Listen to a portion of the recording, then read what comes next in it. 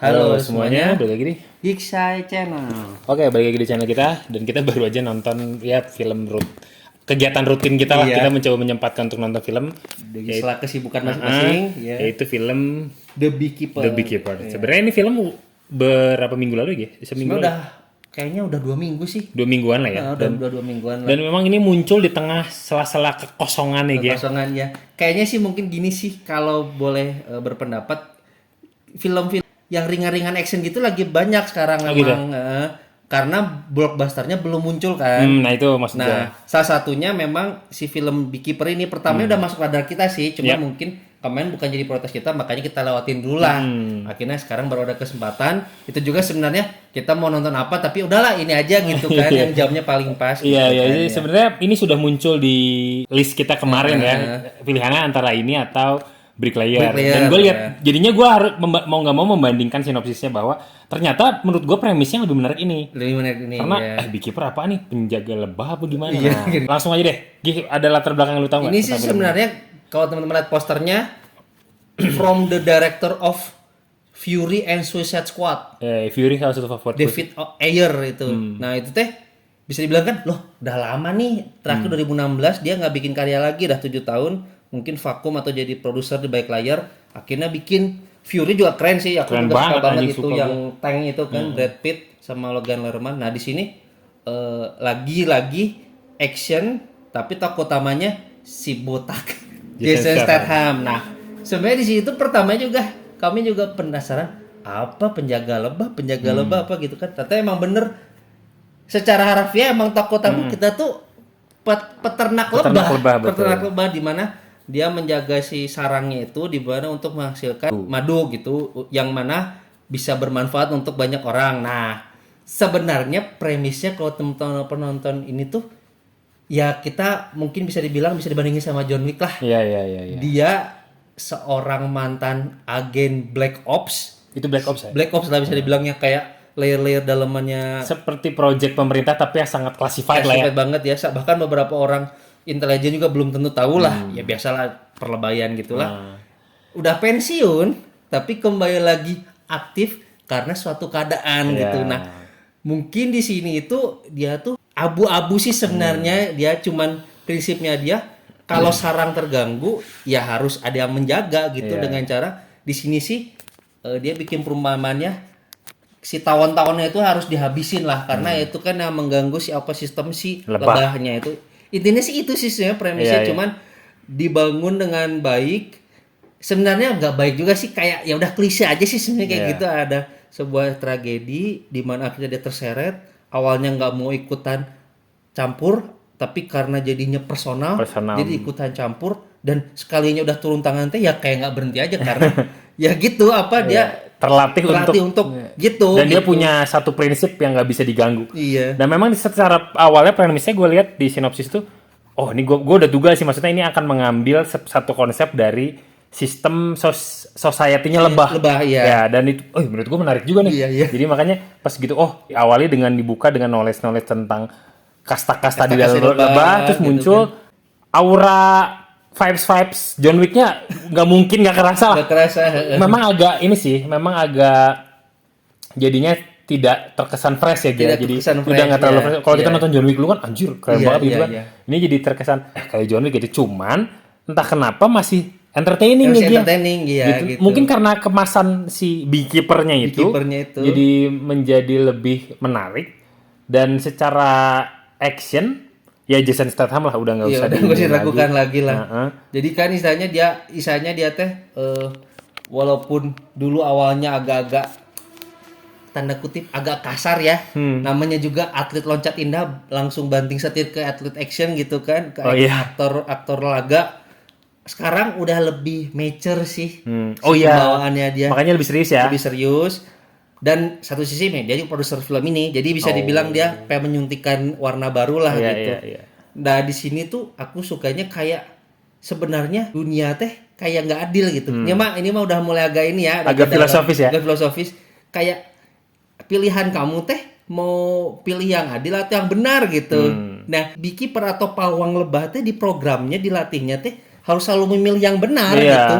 untuk greater goods kan. Untuk greater goods gitu, karena dia tuh menjaga si sarang lebah utamanya gitu. Jadi pilihan dia harus yang pilihan benar, bukan soal pilihan adil. Ya, konsep itu yang jadinya menarik ketika decision makingnya based on that gitu. Mau ikut sama saya, kalau nggak mau ikut sama saya, ngelawan saya ya saya beresin. Nggak ikut sama saya, silakan swap pergi. Jadi jangan, dia juga masih ada sebuah pilihan meminimalisir fake casualties gitu, korban jiwa. Tapi ya kalau lu di hadapan saya ya kena juga gitu. Mau kamu tanda kutip penegak hukum, mau orang nggak bersalah, pokoknya ngalangin misi saya pasti kena. Dari situ sih mungkin yang warna barunya, karena kalau kita boleh bandingin lagi sama John Wick kan pada dasarnya emang pembunuh bayaran.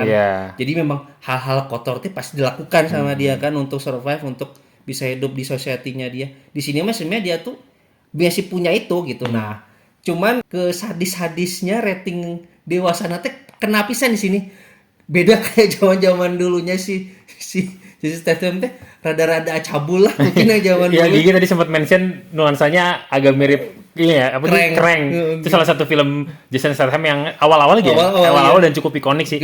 Cuman kalau diingat sekarang anjir kayak tolol tuh kayak Statham. Tolol gitu kan. Jadi sekarang itu lebih kayak apa?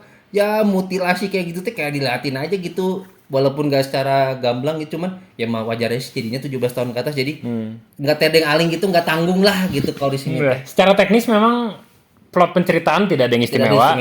Walaupun ya ini lagi-lagi ya, mungkin gue nggak tahu, ini gue merasa sangat terhibur, gue nggak tahu ini gue sosokan apa gimana ya. Setelah kita kayak 2 kali berturut-turut nonton film Palme d'Or atau Cannes teh, jadi kayak gitu teh di sini teh refreshing gitu. Iya kayak jadi kita ketawa nonton gitu. ketawa.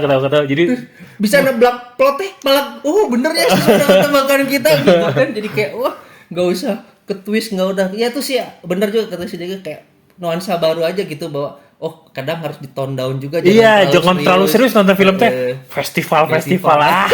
Ya gitu nih kayak apa sih ya, kita kira dari secara balik lagi teknis tadi plot cerita seperti itu, cuman memang di sini presence-nya si Statham cukup asik sih ya, nyuri banget. Cuman menurut gua ada yang sedikit mengganggu, yaitu pemeran pendukungnya ada salah satu pemeran FBI ya gitu. Jadi mungkin teman-teman nanti bisa tonton sendiri, agak ganggu gitu, agak forgettable kalau kata Gigi tadi. Tapi dia membantu plotnya maju karena ada satu adegan di mana dia membaca literatur tentang lebah, langsung dia menyimpulkan sesuatu bahwa lebah tuh secara natural gini. Nah, akhirnya kita sebagai penonton jadi kayak dikasih clue. Pasti teh sih. Langkah selanjutnya emang ini nih. Ini teh pasti ini gitu kan. Jadi kayak mungkin sih daripada kita suruh mencari plotnya seperti film-film festival sebelumnya yang kita tonton, ini langsung aja ini loh teorinya tuh gini. Akhirnya nanti actionnya si Adam Clay, nah kita belum nyebut karakternya tuh pasti kayak gini gitu yang dilakukan. Tadi satu lagi, karena konsep si Beehive-nya ini dan filosofisnya tuh ada banyak kayak gitu. Cukup dalam, jadinya tidak terkesan enteng filmnya. Jadi masih tetap ada bobotnya filmnya yang gue lihat.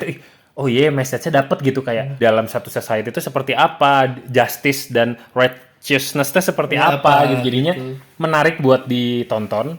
Jadinya tidak terasa hampa filmnya gitu. Hampa, tetap berbobot. Apalagi di sini didukung dengan pemeran aktor Inggris Jeremy Irons, kalau teman-teman tahu yang jadi Alfred di Justice League, Jason itu teh. Jadi dia tuh kayak ngasih sudut pandang ambiguitas moral gitu kan di dalam government gitu. Sebenarnya teh ngelakuin gini teh ya memang harus terjadi gitu kan. Tapi satu sisi juga memang pasti ada yang merasa nggak adil gitu kan. Nah kayak gitu teh kayak kita teh kayak di-preachy gitu, dikasih gitu kan. Akhirnya tapi tetap aja karakter kita Adam Clay di-preachy langsung ditabok sih siapa itu teh. Maksudnya kayak lucu sih di situ kayak di beberapa orang karakter teh nggak bisa dikasih nasihatnya, nggak bisa. Bagi dia yang benar itu. Dan ya balik lagi tadi seperti John Wick kan, balik lagi personal matters ya. Kalau misalkan jokes-jokesnya kan John Wick ya elah gara-gara anjing. Nah ini gara-gara lebah apa gitu. Sama gitu jadinya. Jadi menarik. Terkesan remeh tapi itu sebenarnya dalam gitu. Kalau teman-teman mau nonton sih mungkin harus lihat dulu, jangan bawa anak kecil sih. So tadi kita nonton ada di atas. Jadi kayak takut gitu, soalnya memang rada sadis sih, jujur sih. Rada painful sih adegannya. Jadi kayak gor lah gitulah kalau bahasa di sini. Jadi karena penceritaannya alurnya, trik-triknya si agen rahasianya teh kena gitu di sini, bagus. Walaupun memang ada beberapa hal yang menurut gue masih Ada berlebihan kayak ya. berlebihan ya. Apa berlebihannya tuh masih lebih realistis John Wick kalau boleh bandingin. Jadi Iya, iya. kayak buset dia udah lawannya SWAT bro. Navy Seal anjir. Dia nggak bawa apa-apa masalahnya. Kalau John Wick kan ada senjata dulu, ininya bulletproof, terus John Wick itu terasa perjuangannya, babak belurnya, ketusuk-tusuknya ini tuh kayak kuat banget anjir. Kayak kalau dulu nonton film zaman bapak teh Steven Seagal gitu. Iya. Yang tiba-tiba udah geletak lima orang gitu tau gak ya kayak gitu lah. Cuman ya gue masih merasa terhibur sih. Ya masih sibur. Menurut saya sih David Ayer khususnya sebagai saudara lumayan lah bisa ngeridim Suicide Squad lah. Walaupun bobotnya beda ya, satu kan dari Barker Comic, tapi tetap sih menurut saya pribadi, nggak tahu mungkin Deka bisa setuju, tetap sih level tertingginya dia Fury sih. Iya dong. Itu soalnya kalau perang mah udah ini Brotherhood-nya teh beda pisan. Iya itu keren banget sih. Keren banget. Itu sih paling kalau catatan dari kami paling skor.